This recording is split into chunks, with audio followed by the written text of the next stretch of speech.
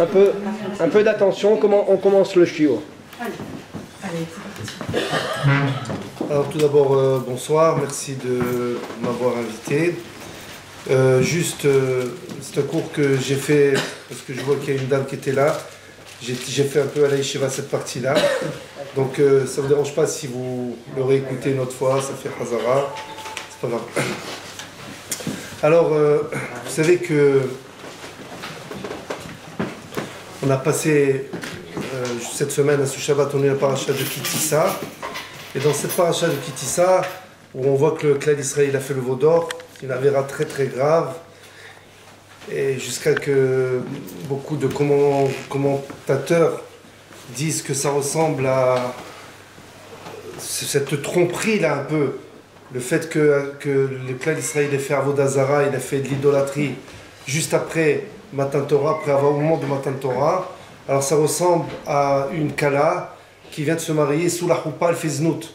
Elle va avec un autre monsieur. Imaginez-vous la gravité, cette image elle est très forte, elle montre à quel point le clan d'Israël, ce qu'il a fait, c'était quelque chose de très grave, jusqu'à que, évidemment, vous savez que Moshe Rabbeinu, il a prié pour le clan d'Israël, et sinon, il détruisait complètement le clan d'Israël, et recommençait un autre clan d'Israël à partir de Moshe Rabbeinu.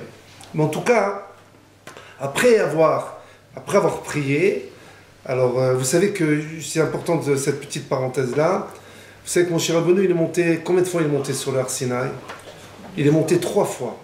Il est monté la première fois, il est monté le 6 Sivan, en réalité c'est le 7 Sivan, et il est resté 40 jours et 40 nuits pour recevoir la Torah. Lorsqu'il redescend, 40 jours plus tard, c'est c'est le Kaf, Tet, c'est le Yud Zain, c'est le 17 Tammuz, Donc 40 jours après, il descend, et voilà que le clan d'Israël, ils sont en train de se vautrer comme ça dans l'idolâtrie. Alors il décide de casser les louchot, les tables de la loi. Le lendemain, il n'a pas pris un jour de congé, le 18 Tammuz, le lendemain, il remonte pour demander à Kshbourou de pardonner au clan d'Israël. Il reste 40 jours et 40 nuits encore pour prier. Imaginez-vous ce don de soi pour le clan d'Israël. Il reste là-bas au bout de 40 jours et 40 nuits, et Kshbourou dit je te pardonne. Je pardonne selon tes paroles, je pardonne le clan d'Israël. Qu'est-ce qu'il fait, mon cher Rabbeinu? Il redescend pour avertir le clan d'Israël. Quand Kshbourou il a pardonné, qu'il va reprendre une deuxième fois les louchot. Donc il descend le 29 Av, 40 jours plus tard. Donc rappelez-vous, le 7 Sivan, il est monté. Il est redescendu le 17 Tammuz. Il repart le 18 Tammuz, il redescend le 29 Av. Et il repart le lendemain encore, le 1er Elul. Il prend le 1er Elul, il reste 40 jours et il redescend le jour du Yom Kippour, le 10 Tishri. Donc il est resté en tout 120 jours pour recevoir la Torah.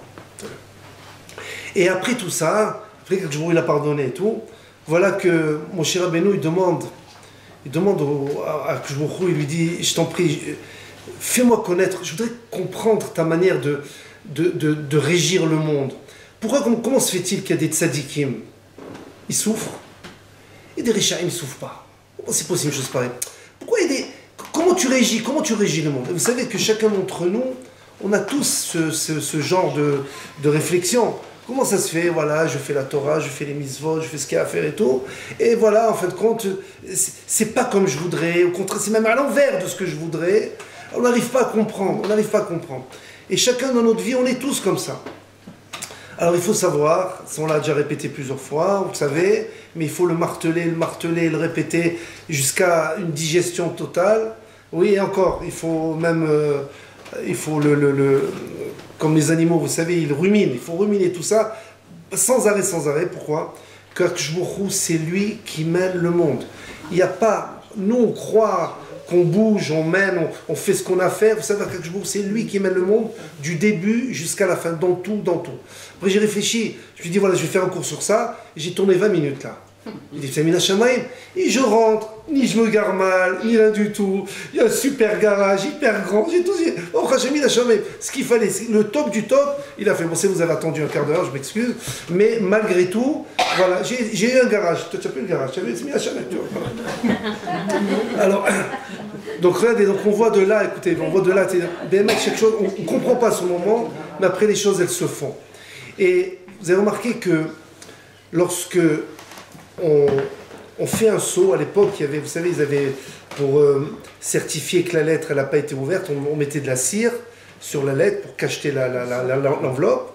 Et puis, les gens, ils avaient une sorte de seau comme ça. Et le seau, il est toujours à l'envers. Hein, à l'envers.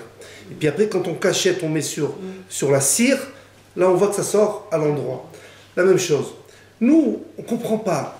La chose devant nous, on ne comprend pas. La chose a l'air d'être à l'envers. On ne comprend pas. Pourtant, j'ai fait comme ça sort à l'envers de ce que je voulais, je ne comprends pas. En réalité, si tu remarques bien, tu attends un petit peu, tu vas voir que toi, avec ta vision, tu vois que c'est à l'envers. Mais au moment où ça va se faire, au moment prévu, où Akshbourg, il a dit, c'est comme ça que ça doit être, tu vas voir qu'en vérité, tout ça, c'est vraiment à l'endroit. C'est toi qui as vu que c'était à l'envers, mais en réalité, c'est à l'endroit. Et nous, malheureusement, on veut les choses tout de suite, tout, vite et rapidement, et on veut réussir dans ça, on veut la réussite des enfants dans ça, et tout de suite. Il faut savoir qu'il y a un moment d'attente, il faut savoir attendre, et il faut beaucoup prier pour ça. Et quand on ne comprend pas les choses, alors la meilleure manière de pouvoir comprendre après, c'est de se dire, si je ne comprends pas, c'est parce que moi, maintenant, je n'ai pas une vision globale des choses, mais plus tard, quand je comprendrai un peu mieux les choses. Avec le temps, les choses se décantent. Et on donne un exemple, vous savez quand on rentre dans un cockpit d'un avion, il y a des boutons de partout. Des boutons de partout. Vous savez, ils font des stages, les pilotes, pour savoir exactement, avoir le réflexe tout de suite de savoir où taper, sur quel bouton. Et un type, on l'invite pour entrer dans un cockpit et tout, il rentre, il voit des centaines de boutons. Puis d'un coup, il dit au pilote, il dit, dis-moi, je t'en prie, à quoi il sert ce bouton-là? Il dit, dis-moi, tu as trouvé juste ce bouton-là, simplement ce bouton-là pour savoir, et tu te rends pas compte que tout le reste, chaque chose, il est fait avec Rahma et tout, chaque chose. Tu as demandé juste ce bouton-là. On dirait que ça veut dire juste ce bouton-là que tu comprends pas, mais tous les autres, on dirait que tu comprends. La même chose pour notre vie à nous. Akshbourou, il mène le monde, il gère le monde de manière à ce que tout est behorma, avec intelligence, et c'est vraiment pesé, c'est avec minutie chaque chose, chaque bouton il sert à quelque chose. Ça fait que un élément de notre vie, dans telle situation, un élément, on n'arrive pas à comprendre, mais le tout il est fait, behorma, il est fait avec intelligence, et c'est en se mettant, je ne sais pas si vous avez remarqué, je vais vous donner comme exemple, vous savez que la ville de New York, les villes aux États-Unis en général sont comme ça. Jamais été, mais j'espère aller, Bezrat Hashem. Quand vous prenez la ville de New York, vous savez, c'est des avenues et c'est des rues. C'est tout quadrillé.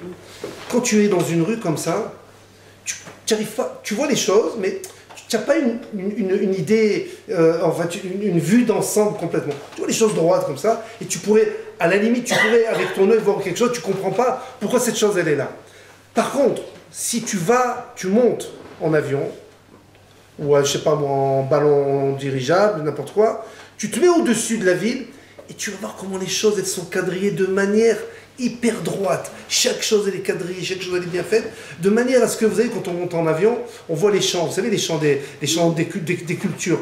Si vous remarquez comment tout est vraiment bien limité, droit, de manière à ce que chaque parcelle, elle appartient à celui-là et pas à l'autre et tout ça.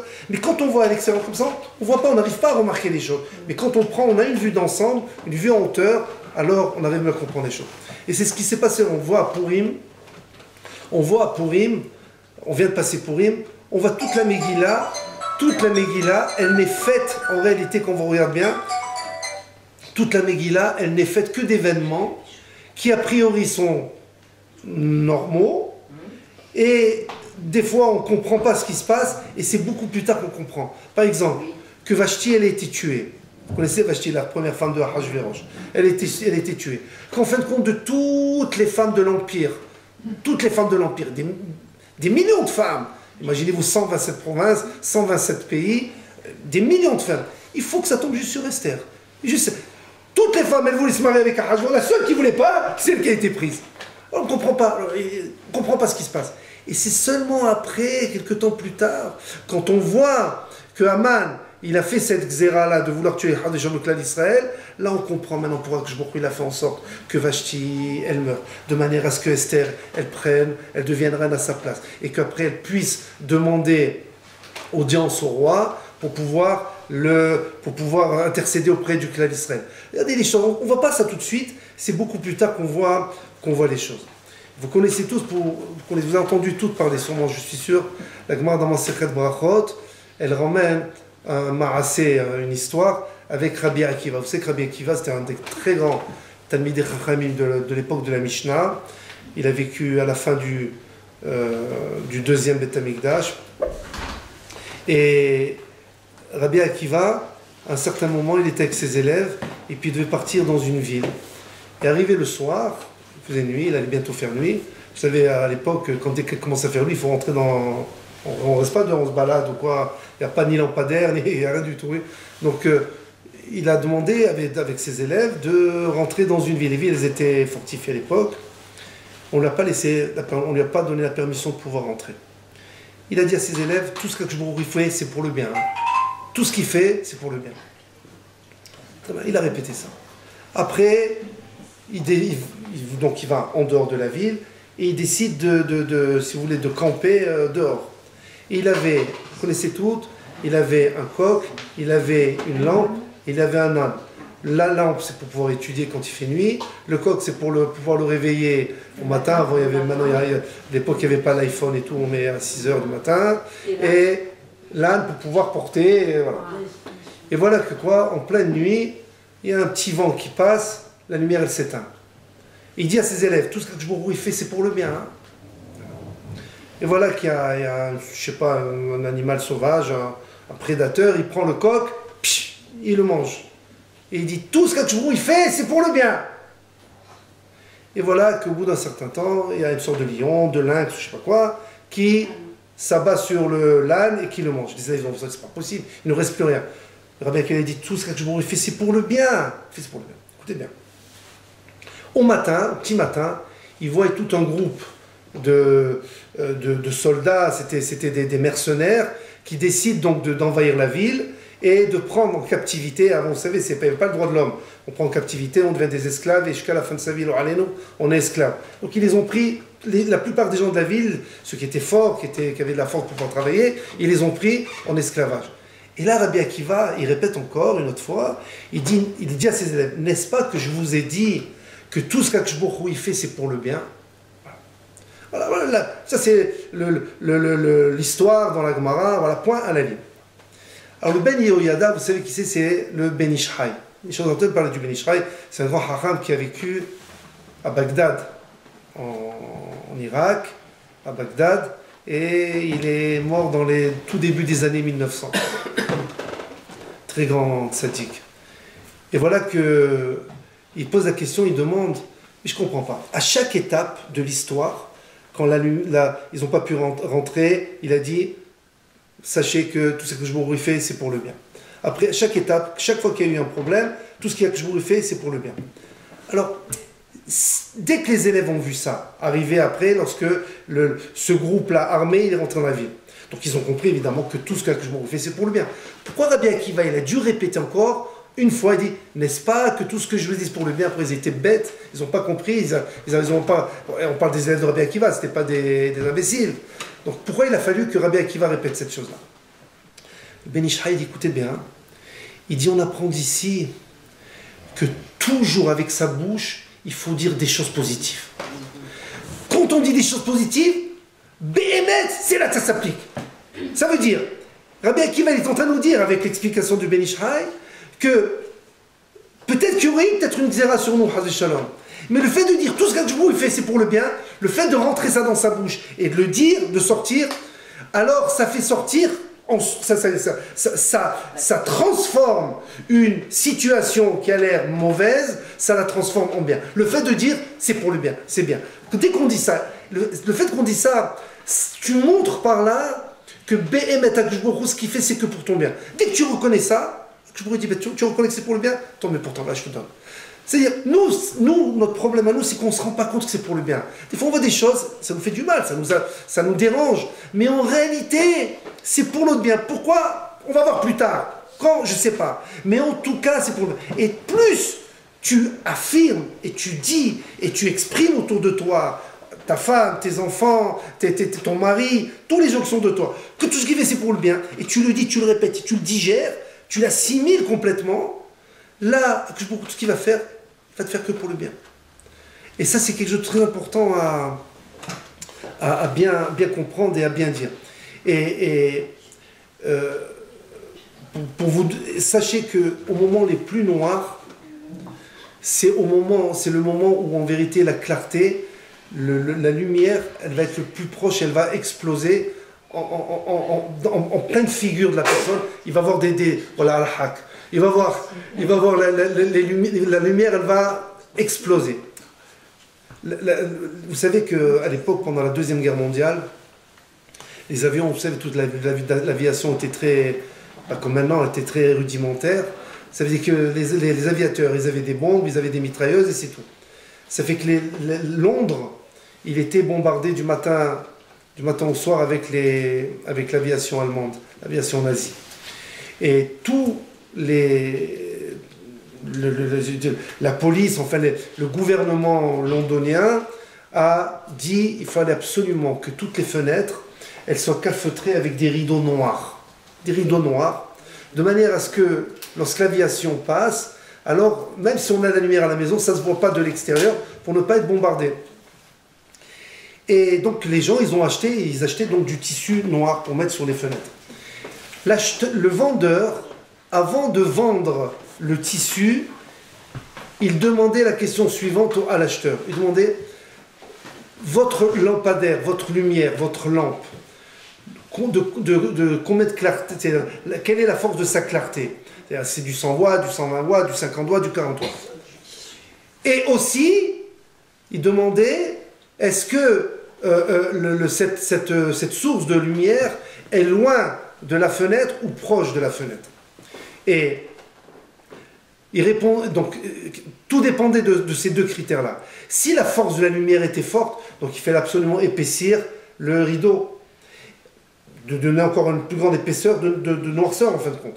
Et si la luminosité de l'éclairage était proche de la fenêtre, alors donc aussi il fallait épaissir le rideau.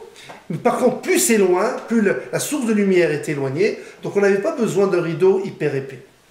Alors, le Rav de cette époque-là qui a vécu à Londres et qui se rappelle de ça, il a appris d'ici deux choses. Il a appris que lorsque la lumière est très proche et très intense, alors nous, on vit dans un... On pense qu'on est... Et c'est vrai, on ressent ces choses-là, qu'on est dans un moment de noirceur, où on est dans un épais brouillard, dans un noir total, on n'arrive plus...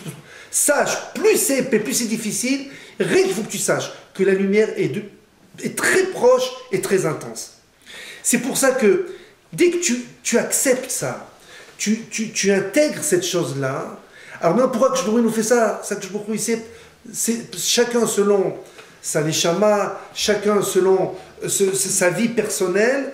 Alors il nous met dans des épreuves, dans des situations qui sont des fois éprouvantes et qui sont très difficiles, c'est vrai.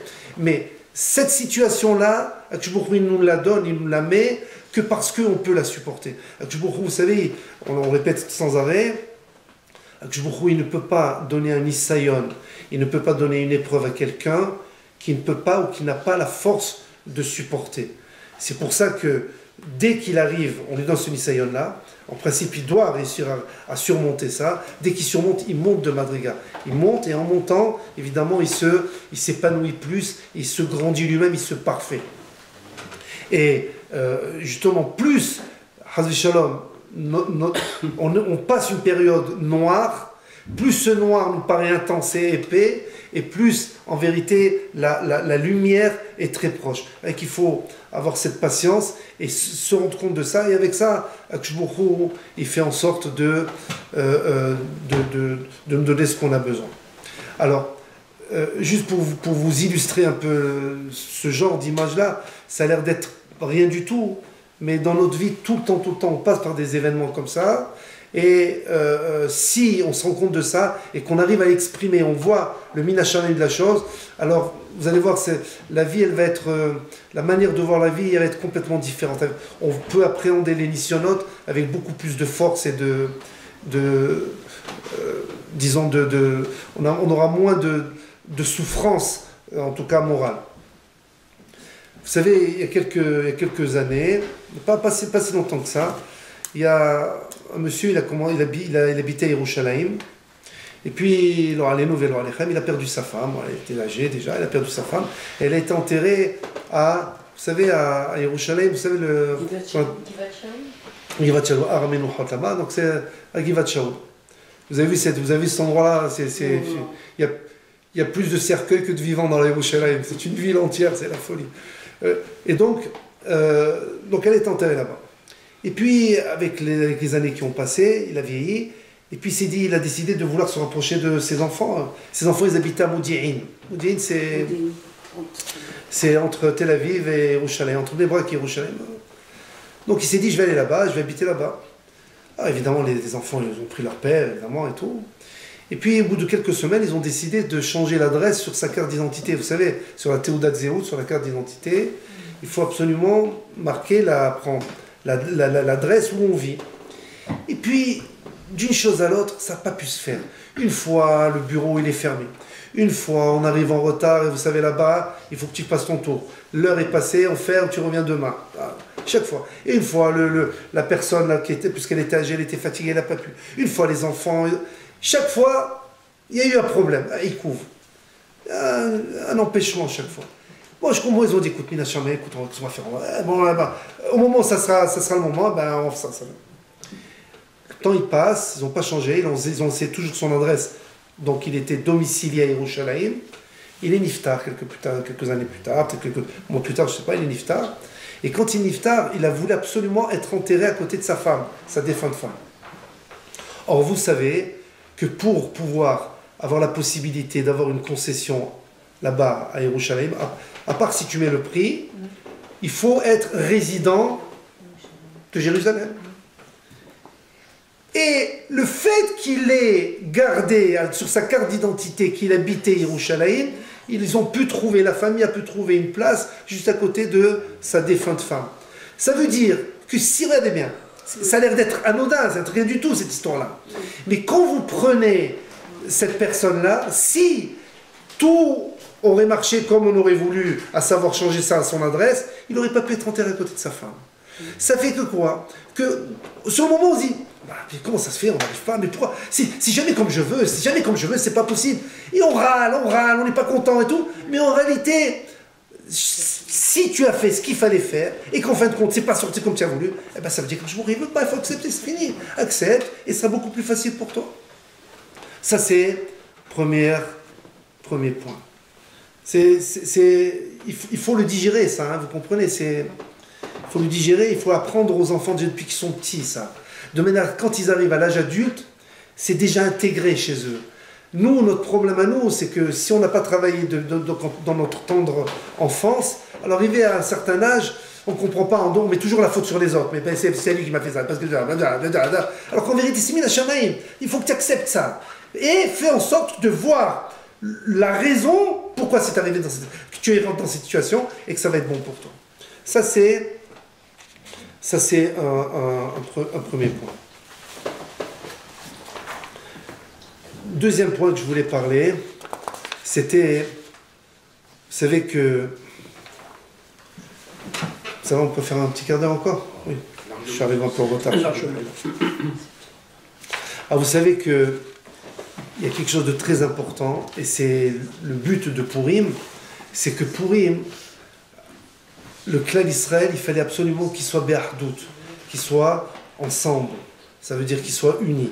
Et vous savez que de la même manière qu'on dit que l'union fait... Il y en a qui disent c'est l'oignon fait la soupe, d'accord? Mais le fait d'être uni et de ne pas être en mahlouquette avec chacun, alors il prend ça en compte et c'est quelque chose de très important.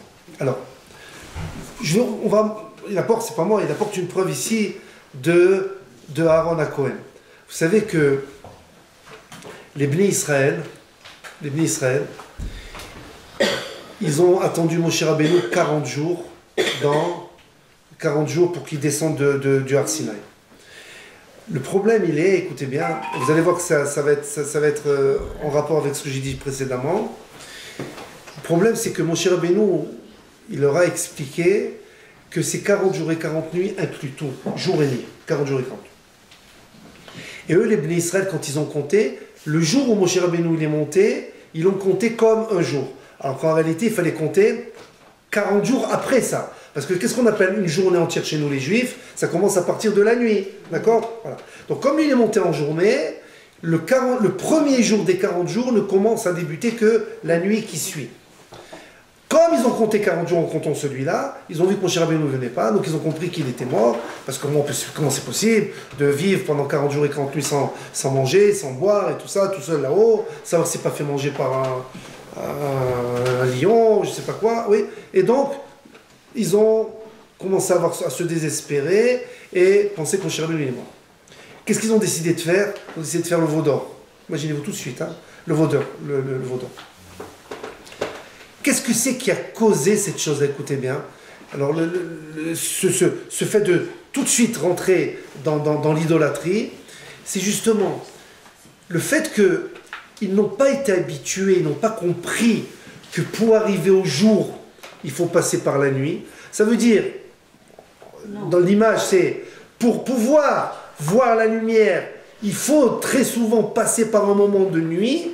Eux, ils n'ont pas compté comme ça, donc ils n'ont pas été habitués à ça. C'est pour ça que que quand ils ont vu que ça ne marchait pas, Moshe Rabbeinu n'est pas venu, alors puisqu'ils n'ont pas été habitués justement à accepter qu'avant d'arriver au jour, il faut passer par la nuit, alors évidemment, ils sont tombés directement, ils sont vautrés dans l'idolâtrie. Maintenant, qu'est-ce qu'il a fait Aaron? La paracha nous dit, hein, Aaron, la Torah nous dit, Vayaas Aaron et Ta'egel. Et Aaron, il a fait le veau d'or. Comment c'est possible, un tzaddik comme Aaron à Cohen, qu'il ait pu tomber lui-même dans l'idolâtrie? Alors vous allez me dire, c'est sûr, il n'est pas tombé là-dedans. Il a fait ça pour retenir, pour attendre. Oui, et autrement, il risquait de se faire tuer et tout. Mais il y a une autre question qui se pose. C'est, vous savez que si Hazvi Shalom, on nous on nous fait un ultimatum en nous disant ou tu fais Avodah Zara, ou je te tue, qu'est-ce qu'il faut faire? Il faut se laisser tuer. D'accord? Il faut se laisser tuer. Alors surtout quand c'est en public, quand c'est seul, que personne ne nous voit et qu'on nous oblige. Alors il y en a qui disent que si le type ne peut pas supporter, il a le droit de faire semblant et tout. Mais quand c'est en public, il faut, parce que pour ne pas donner l'exemple aux autres, il faut montrer qu'on tient sur sa religion, sa manière de penser. Ça fait que Aaron, il aurait dû donc se laisser tuer. Comment c'est qu'il a accepté de faire Avodah Zara? Aaron, ça dit. On voit très souvent, imaginez-vous dans l'histoire de nos ancêtres, il n'y a pas si longtemps, pas si longtemps que ça, il y a quelques siècles encore, avec, comment elle s'appelle celle-là, la catholique, celle-là, comment elle s'appelle? Isabelle la catholique, oui, où les gens devenaient chrétiens, ou alors ils étaient mis à mort, ou brûlés, ou alors renvoyés d'Espagne. Combien ils ont décidé de se laisser tuer? Pourtant, ce n'étaient pas des rabbinim, ce n'étaient pas des gens... Ils ont été prêts, ils veulent garder la Torah, ils ont été prêts à mourir. Eux, leurs enfants, toute une famille, des familles entières, ils se sont sacrifiés pour montrer qu'ils tiennent la Torah. Comment Aaron, il n'a pas pu faire une chose pareille? Il était prêt, il était d'accord de quoi faire, de faire semblant de faire le Hegel, mais en réalité, il aurait dû se laisser tuer. C'est une question, ça, non? Alors, la réponse est la suivante, écoutez bien. Aaron, il s'est dit, si moi je pars, il était prêt à se laisser tuer, c'est sûr qu'il était prêt à se laisser tuer, mais si moi je pars, il va y avoir un grand problème. C'est que chaque juif, vous savez, chaque juif, il veut montrer qu'il existe. C'est comme ça, c'est... Voilà, oui, il y a autant d'idées qu'il y a de juifs. Il y a autant d'idées, de manières de réfléchir qu'il y a de juifs. Ça fait que moi, si je pars, je suis quelque part un peu, je suis le ciment du clan d'Israël. Si moi je pars, qu'est-ce qui va se passer? Le clan d'Israël, ils vont s'entretuer entre eux pour savoir quelle direction prendre et tout. Et même si Moshe Rabbeinu, entre-temps, il descend, il ne pourra pas tenir quand il verra que les gens ils sont en mahlouquette, en dispute. D'où on voit de Korah. Vous savez que lorsque Korah, il s'est disputé avec Moshe Rabbeinu, Moshe Rabbeinu, c'est marqué Nitrashlu Yadav. Ses mains, elles se sont affaiblies. Il a dit, je peux plus. Il a dit, je peux pas. Tout faire, mais me battre, mettre en mahlouquette, moi je sais pas faire, je sais pas. Vous savez que s'il va voir le Moshe Rabbeinu, va voir le clan d'Israël en train de se disputer, il risque de baisser les bras. Qu'est-ce qu'il a décidé de faire à Aaron Cohen? Il a décidé de faire semblant de faire le veau d'or, de manière à garder l'unité du clan d'Israël. Je ne sais pas si vous vous rendez compte. Il a été prêt pour garder l'unité du clan d'Israël, et il s'est dit momentanément, ça va durer 6 heures, le temps que Moshe Rabbeinu descende, donc je suis prêt, moi, à attendre, faire semblant, de manière à ce que le clan d'Israël, il ne se dispute pas et il risque de s'entretuer, même si, moi je risque d'être puni pour ça, c'est pas grave. Je préfère être puni, mais que le clan d'Israël, il ne soit pas dans la dispute, dans la discorde, et surtout de s'entretuer entre eux. Après tout ça, Akshboru, il a décidé que Aaron Cohen, c'est lui qui allait être quoi? Le Kohen Gadol. Imaginez-vous, qui est-ce qui allait servir dans le Kodesh HaKodashim, dans le Saint des Saints, dans le Beth Amikdash? Qu'est-ce qui allait servir là-bas? Aaron Cohen, celui qui a fait le veau d'or, c'est lui qui va servir là-bas. Pourquoi? Parce qu'étant donné que toi, tu as tout fait pour essayer que le clan d'Israël il soit en harmonie, ils sont en tout cas pas en dispute, pour ça, il n'y a que toi qui peux être le Kohen Gadol. Et regardez jusqu'où ça va, c'est que le lendemain où ils ont fait le veau d'or, la manne, elle continue à tomber. La manne, elle est tombée. La manne, elle est tombée. Akshboru aurait pu dire, dis-moi, je leur donne pas à manger encore, attends, il me trompe encore, je donne pas à manger, qu'ils se débrouillent. Non, Akshboru l'a donné. Par contre, le lendemain de Korah, la manne, elle n'est pas tombée. Pourquoi? Parce qu'ils étaient en dispute. Ça veut dire, on voit de là que Akshboru, il veut l'unité du clan d'Israël. Ça fait que si maintenant, nous-mêmes, on doit faire en sorte, d'abord de se dire que tout est Mina Shamayim, et que, alors juste une petite parenthèse, dans mon propos, j'espère que vous n'aurez pas compris qu'il ne faut pas tomber dans l'irresponsabilité. Ça ne veut pas dire, parce que tout Mina Shamayim, je m'en fous, je ne fais pas, tout Mina Shamayim, à qui ça fait mal, je m'en fous. C'est pas vrai.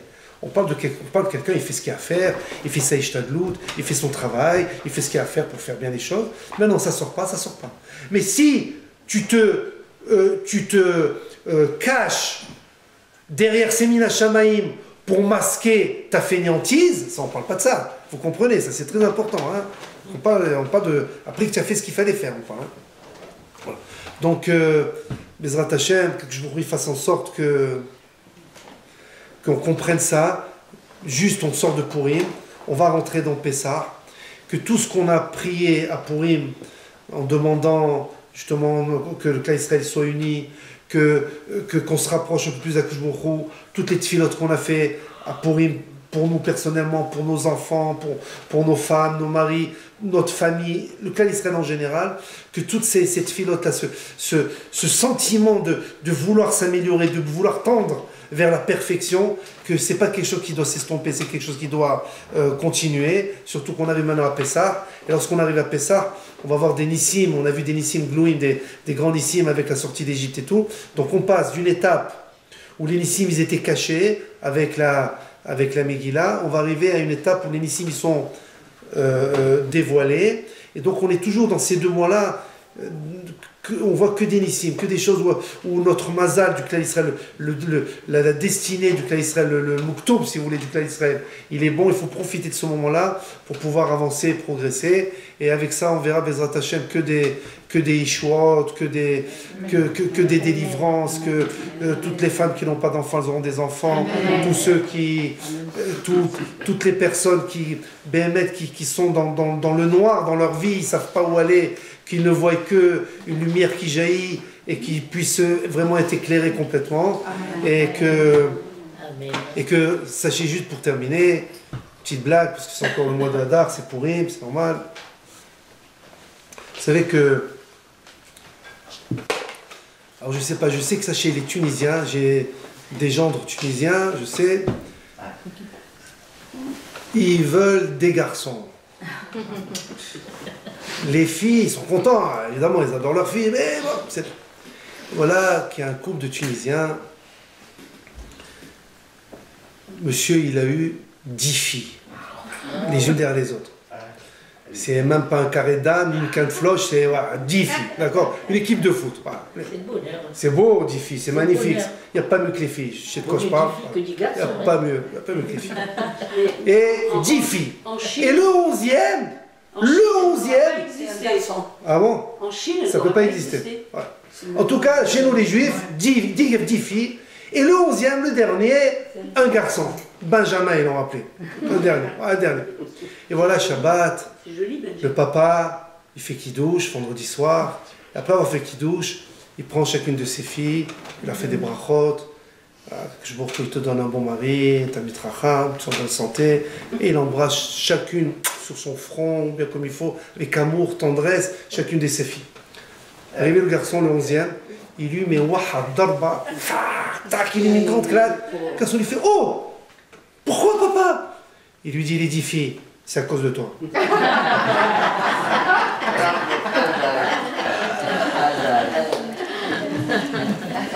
Très